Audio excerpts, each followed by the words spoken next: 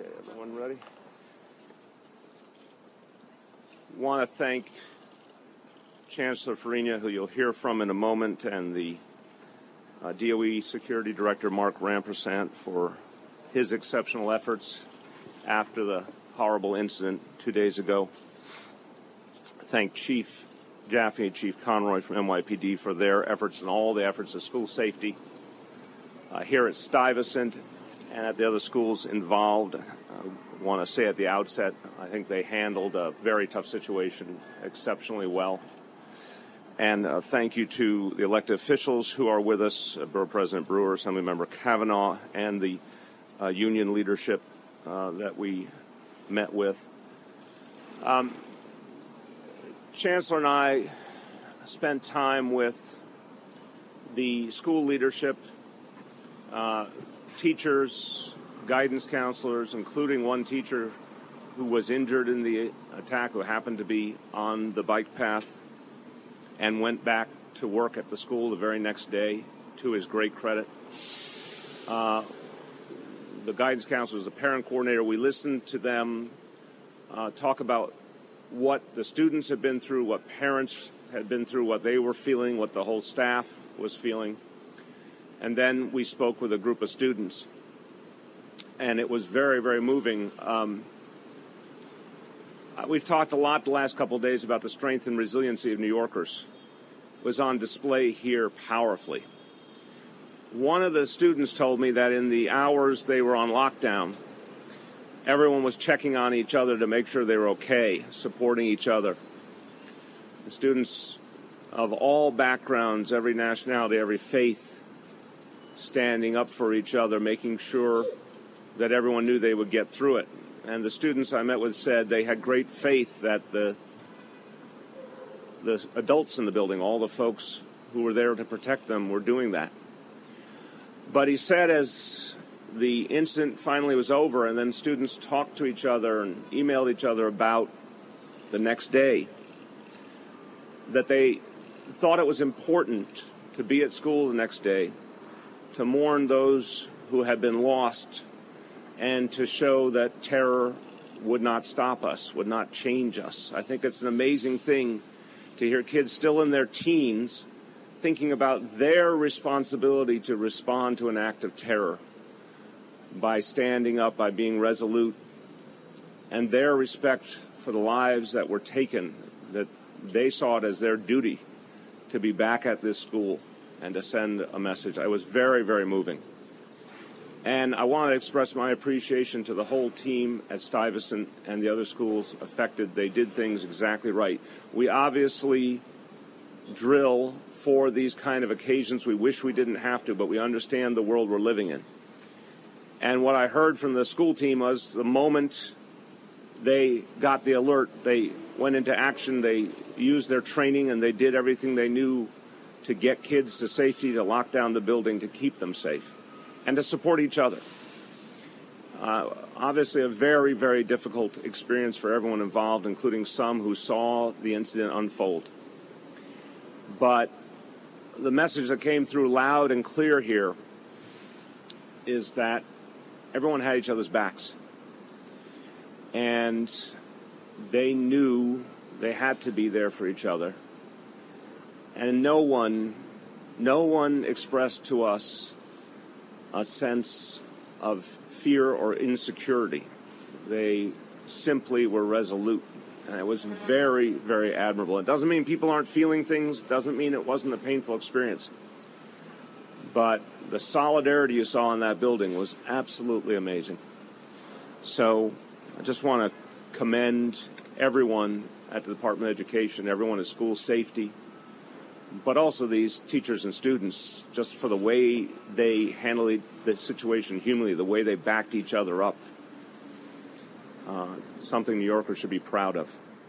Just a few words in Spanish before I turn to the Chancellor.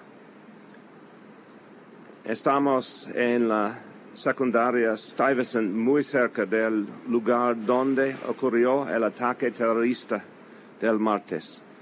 Estamos muy orgullosos de los estudiantes y el personal de esta escuela, quienes mostraron coraje y fortaleza. Su resiliencia es un ejemplo para todos los neoyorquinos y nos recuerda la fortaleza de nuestra ciudad. With that, and with great appreciation, Chancellor, to your whole team, Chancellor Carmen Farina. It's often said that New York City is a very large city. I keep hearing the largest urban school system in the country. However, when it counts, we are a very small community. And as a small community, all the agencies come together to provide whatever services are necessary. So I am not only proud of the DOE, I'm proud of the NYPD. I'm proud of all the agencies that came together and will continue to come together to help us. There's been an outpouring of support from all kinds of social service agencies. Whatever you need, we will give you. Yesterday, I visited all 4 schools that were impacted by this, and in every single place that I went, teachers said, well, we're here for each other. This is what we do. It was almost like an ordinary matter of fact, this is our job. In all the schools, people stayed beyond the normal hours. Teachers stayed till every child was home, until every parent got listened to, till everyone was deemed safe. I was at 89, 289. I was here at Stuyvesant. I also went to the district school where the kids on the bus are from. And the reality is that everyone said, this is just our job. But I want to talk about a little bit of this job that really to me is extraordinary, to tell you how much our kids are also resilient. One of the students that was on the bus, we all assumed would not come back the next day. He went to the hospital, he was released, he wanted to go home. And what he told his mother is that he had to go to school because he was working on 100% perfect attendance. And he didn't want to mess up his perfect attendance. And as a result, when it came time to pick him up, the bus actually didn't pick him up thinking he wouldn't be there. So his mother took a car service and car from Brooklyn to Manhattan to deliver her child to school. And when I spoke to him yesterday, and this is something I'm never going to forget in terms of my experience as chancellor, he said to me, I told myself, I'm going to be fine because a lot of people want to help me. And he went into detail about the EMT, the first officer on the ground who helped him, and anyone else who came. And he said, and I knew it'd be okay because there were people there to help me. And that's what New York is all about. We're going to be okay because there's always going to be people and groups of people who are going to be there to help us. So I'm proud of the city. I'm proud of everyone who works for us. And I'm proud of my partners in the NYPD. Thank you. Thank you so much. We'll take a few questions. Yeah. Child on the bus. Can you describe a little bit with his injuries and where he was in the bus when he was hit? The student who went to school yesterday obviously is okay physically. One of the other children went through surgery yesterday and appears to be on the mend. The bus driver is home, and the matron had another surgery yesterday, but we anticipate she will be fine. Those were the 4 people on the school bus. I'll get back to you later on that. How old is Chad? 16. 16. Yeah. What? Okay. We'll get you all that. Minor injuries obviously made it to school. See if there's a few more. Going once, yes. It seems like the shelter-in-place strategy worked well here. Are there any ideas about changing or strengthening what happens as this happens? Obviously, it seems like a correct thing. I don't know if there's any updates to what's ready. Let me start and then turn to either Chief and the Chancellor. We look at every incident, whatever it is, whether it's something as extreme as what we experienced 2 days ago or more everyday occasions. We constantly look to see if we have to make revisions. What I can tell you from what I just heard from the people who actually went through it is that the training and preparation worked. They said very strikingly, they said that they called the alert immediately, shelter in place, and that students could tell it was not a drill. And that very powerful what some of the school leadership said, that no one stopped and questioned. They immediately went. They said that, lockers were left open, whatever they were holding, they just left behind. They just went and got to safety. And so that says to me something very powerful, that the preparation was strong and that it has filtered down all the way to the students. But, of course, we're going to look in every instance to see if there's anything else we want to add. I think the most important thing, and we were on the phone, and I can't thank Mark Rampersad enough for his liaisoning all the committees. When we spoke to the principals affected, and this was Monday, right? I've lost track of this week already, that all of them had the capacity to do robocalls and e-blasts. So within 5 minutes of saying what was going to happen the next day, every parent on that circle knew about it. So parents had information. The 89 and 289 were given an option of an excused absent if the parents took, but we gave them the option. And our attendance at all these schools was very high, comparable to most other days. And I think it's the safety and the feeling that parents have that we know how to handle situations like this. But in any time there's a situation, you always go back, and certainly one of the things I'm going to be doing, does everyone have the capacity for robocalls? Because that really, really made a difference. And all the schools are going to have some kind of interaction this week with parents. Do parents want to come in? Do they want to talk to each other? Do they want to? So our job is to make sure everyone feels comfortable about what happened and be able to talk about what happened. Chief, Chief.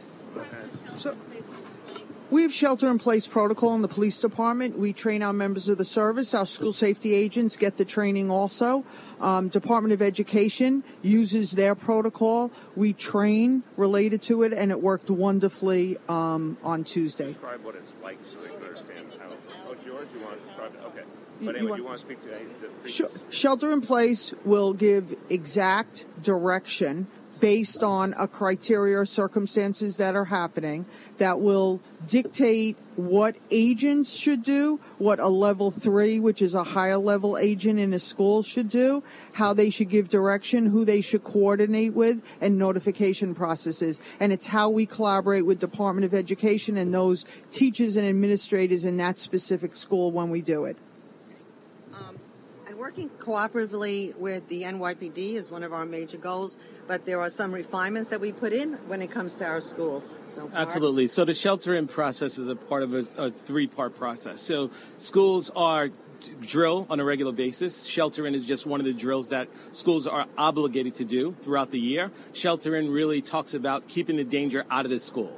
Right, so in school, it's normal activity, right? Kids are in class, cafeteria, gymnasium, but we're eating candy, and we're monitoring doors. It's about keeping the threat outside, right? So the shelter-in process really is about that. It's about normalcy in the building. We are increasing our awareness about what's going on outside, getting periodic updates from the NYPD. We don't release the shelter-in until we've gotten the go-ahead to do so by the NYPD. But it's about the doors and keeping the danger outside. Kids are all going to the cafeteria. Yeah. School is operating as normal. All right, Rich.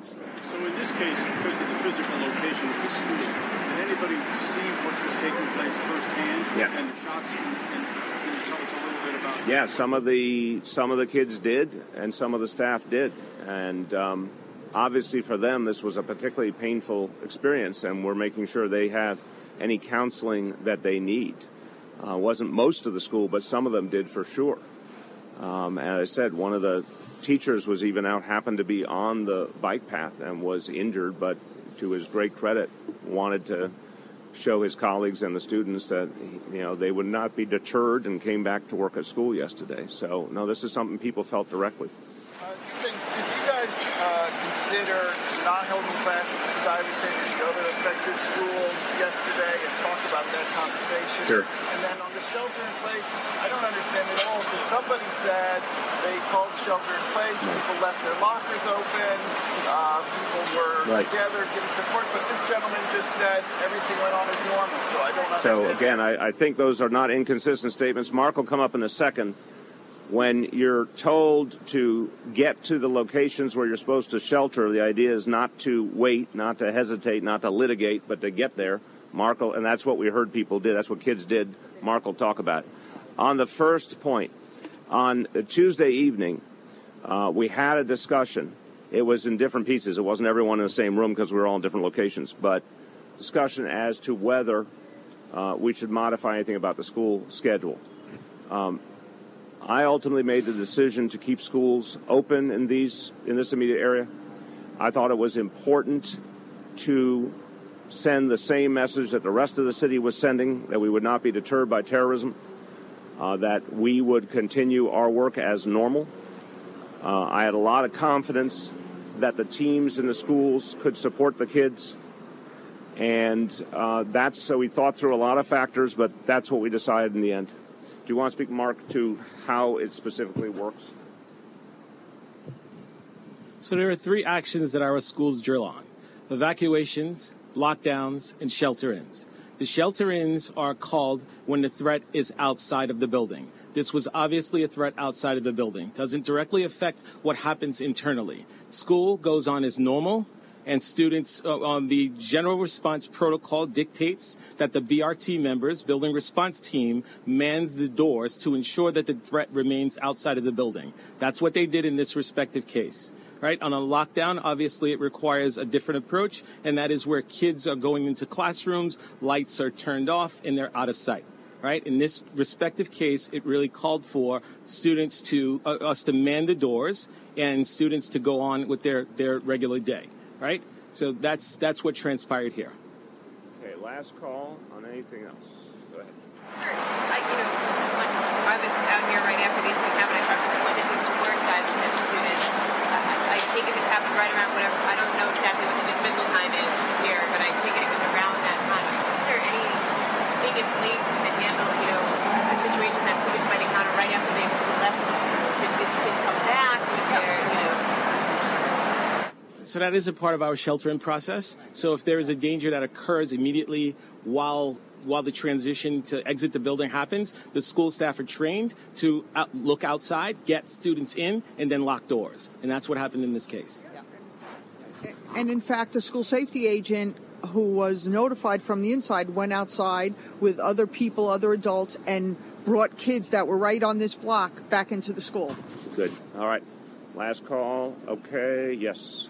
Do you consider the suspect enemy combatant? Look, I'll leave it to the lawyers to determine that. I consider a suspect an enemy of New York City and someone who did great harm to the people of this city and to folks who were visiting us. As I said, we will remember as New Yorkers as well.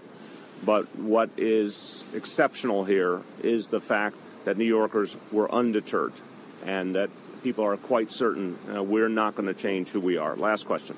President Trump said yesterday that he would consider sending the suspect to Guantanamo Bay to be imprisoned and also called for the death penalty for him. Just wanted to get your comment on that, thoughts on that. Again, I'm not clear on all the legalities, and I'm not a lawyer. I'm not someone who believes in the death penalty in general. I just don't. I believe this is an individual who should rot in prison for the rest of his life. Thanks, everyone.